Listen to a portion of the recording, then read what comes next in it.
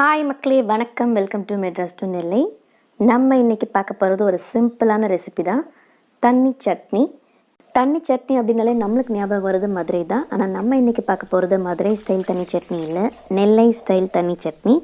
என்னோடய பாட்டி எப்படி செய்வாங்களோ அதே போல் தான் நான் இன்றைக்கி செஞ்சு காட்ட போகிறேன். வாங்க நெல்லை ஸ்டைல் தண்ணி சட்னி எப்படி செய்கிறதுன்னு பார்க்கலாம்.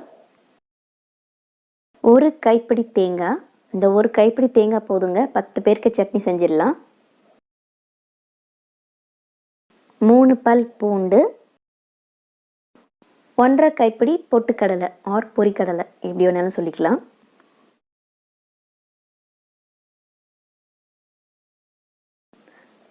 4 பச்சை மிளகாய், 1/2 ஸ்பூன் சீரகம். இதுதான் மெயின் இந்த சட்னிக்கு. இதுதான் அந்த சட்னிக்கு நல்ல ஒரு ஃப்ளேவரும் கொடுக்கும். கொஞ்சம் கருவேப்பிலை, தேவையான அளவு உப்பு.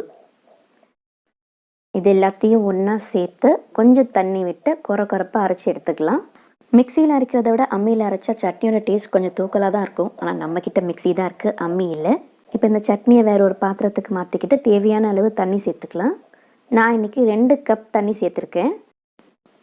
2 கப் தண்ணி போதும், 4 பேருக்கு தேவையான சட்னி ரெடி ஆகிடும்.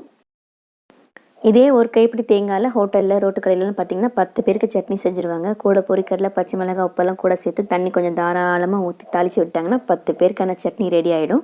நம்ம வீட்டில் செய்கிறதுனால நான் ரொம்ப தண்ணி ஊற்றலை, இந்த அளவுக்கு தண்ணியாக இருந்தால் போதும்.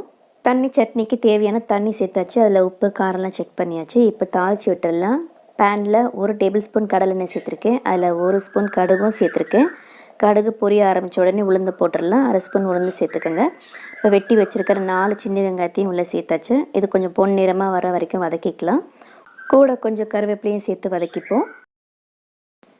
வெங்காயம் நல்லா பொன்னிறமாக வதங்கிருச்சு. இப்போ சட்னியில் சேர்த்துடலாம்.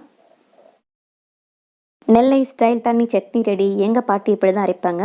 இந்த சட்னியோட ஸ்பெஷலி அந்த சீரகத்தோட ஃப்ளேவர் தான். கூட 2 இட்லி சேர்த்தே சாப்பிடுவோம். இந்த மாதிரி ஒரு தடவை ட்ரை பண்ணிவிட்டு உங்கள் கமெண்ட்ஸை எனக்கு ஷேர் பண்ணுங்கள். தேங்க்யூ ஃபார் வாட்சிங்.